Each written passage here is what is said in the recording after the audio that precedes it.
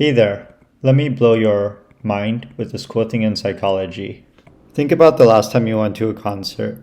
You probably can't remember every detail, like all the songs they performed, but you'd at least remember how you felt overall. The peak end rule explains that how you felt overall is mostly influenced by the peak of your experience and how it ended. We could extend the duration of the experience, but that actually does not change our subconscious judgment of it, so long as the intensity at the peak and the end are the same. So among everyone who went to that concert, those who rated best probably experienced the highest peak or saw their favorite song play at the end. Daniel Kahneman, a Nobel Prize-winning psychologist and author of the well-known book Thinking Fast and Slow, did the research on the peak end rule.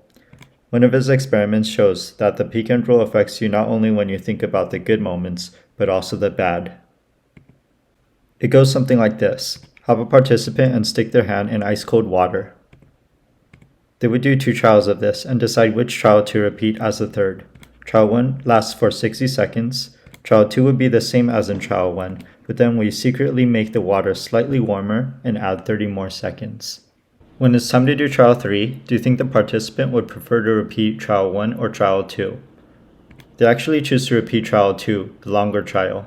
So Daniel shows we're at a conflict between our experiencing selves and our remembering selves. Clearly, the participant experiences longer pain in trial 2, but they actually prefer it because of the peak end rule. The remembering self does not record every single moment of the experience. Instead, it emphasizes how it ended. So when you reflect on a bad experience, you can remind yourself that the peak end rule might be tricking you into believing an experience is worse than it actually was. Say you went out on a date, and it went really well. The weather was nice, you were in a good mood, your date was cute. But all good things must come to an end, and maybe your date ended badly. You might have said the wrong thing or did something that did not look good. Maybe you don't get a second date, but was the experience actually that bad? Or is the peak end rule tricking you into focusing on the terrible ending, despite most of the experience being good? Now here's how we might use the peak end rule to our advantage. Suppose you are quiet quitting, doing the bare minimum at a remote job.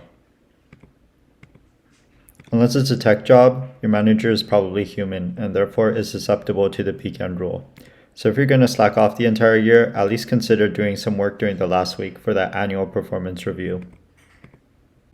One of my favorite things after learning about the peak end rule is realizing that sometimes it doesn't matter so much how long it lasts, but rather how good it ends.